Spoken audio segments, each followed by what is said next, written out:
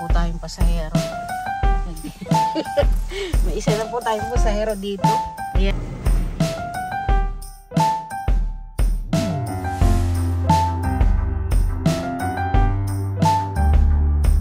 Ayan po ang taga-Tulak. Ayan, welcome back po sa aking channel. This is Marfam TV. Ayan, at tayo po ngayon ay mag-grocery. Balik na po ulit tayo sa ating channel. Ayan, welcome back po ulit sa inyong lahat, sa mga manonood. At sa hindi pa po mga subscribe, please subscribe to my channel, Marfam TV. Ayan, tayo po ay mag-grocery. Kahapon po ay galing na kami sa Seafood City. Pero ang binili lang namin doon ay mga gulay at saka mga chichirya. Alam nyo na, galing sa Pilipinas. At ngayon po ay tayo pupunta ng HEB. Isa po yung grocery store dito sa Houston, sa Texas. At tayo po ay bibili ng iba nating mga kailangan. Ayan. Kunin po muna natin itong ating mga bag na pang ano natin sa pag-grocery. Pasensya na po kayo sa mga labahin. Hindi pa po ako nakakapaglaba. At kukunin po natin itong mga eco bag. Tsaka itong bag na isang malaki. Tsaka itong galing sa ayan, sa Seafood City po ito. Ayan, para po hindi na tayo masyadong gagamit ang maraming plastic bag. Ayan, let's go po. Ayan muna natin ito.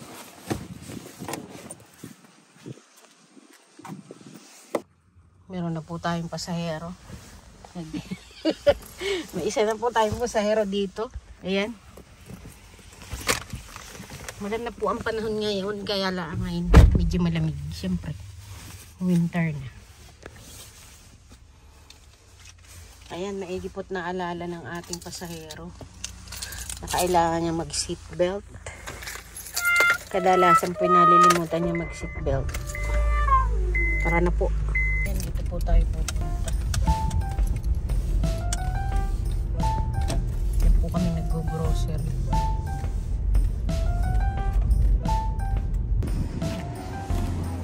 Dito po tayo mag-grocery. Ayan. Sa HEB. Yan po ay malaking grocery dito. Bukod sa Walmart. Ayan, dala natin ang ating mga eco bag. Ayan, kukuha po tayo ng cart. At ang cart po natin kukunin ay yung maliit laang. Ayan. Wala naman po tayo masyadong bibili. Na po si nanay, naghihintay na. Kaya na nanay, oh, ang ating po taga-Tulak. Yan. Tayo tumingin muna ng baking soda. Yan, dito po tayo sa mga, titingin po ako ng baking soda. At ibababad ko po ang aking rubber shoes at madumi, hindi matanggal.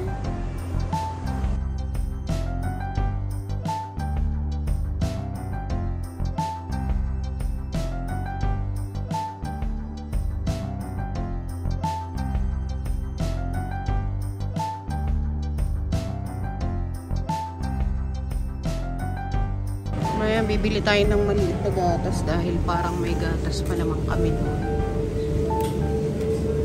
Ito, whole milk.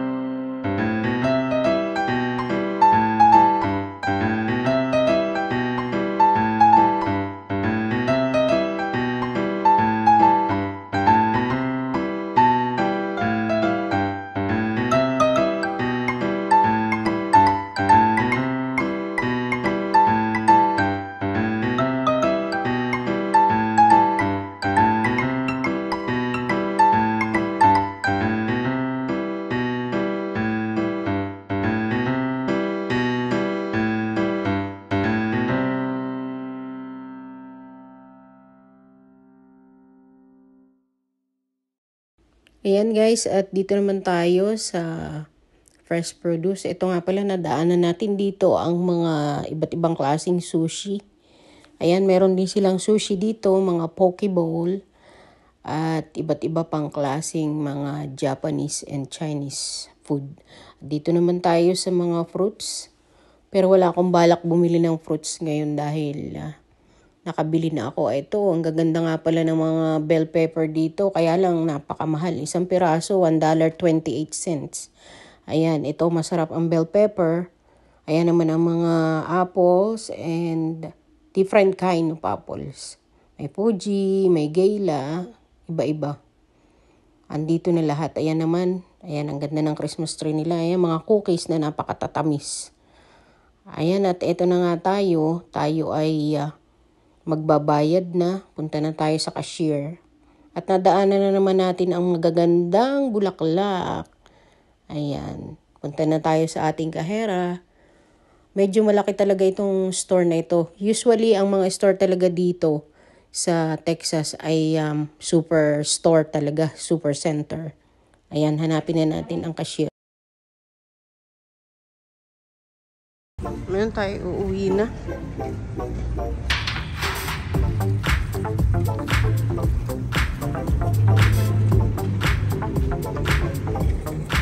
Ating tagatulak.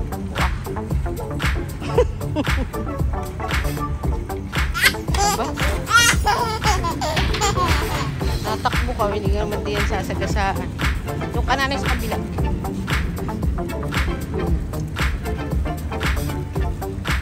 Yan po ang tagatulak. Meron tayong extra bag. Yan ay galing dun sa mga eco bag. Nasa loob pala. Masyado na tayong maraming naiipong ganyan ang basura. Kaya dapat tayo magdala ng eco bag. Ayan guys, nandito na tayo sa bahay. At ito ang ating nabili. Ang ating nabili ay nagkakahalaga ng $44.27. Ayan. Ito ang ating mga nabili sa ngayon. Linggong ito. Ito ang ating oil. Medyo mahal yung may mga brand. Kaya ito lang muna binili natin. Yung brand ng store mismo. Bumili din tayo nitong parang lady, ano siya, yung lady's choice na ano. Yan, sandwich spread na palaman. Yan, baking soda dahil ako ay magbababad ng aking rubber shoes. Bumili din tayo ng itong lemon pepper na chicken breast.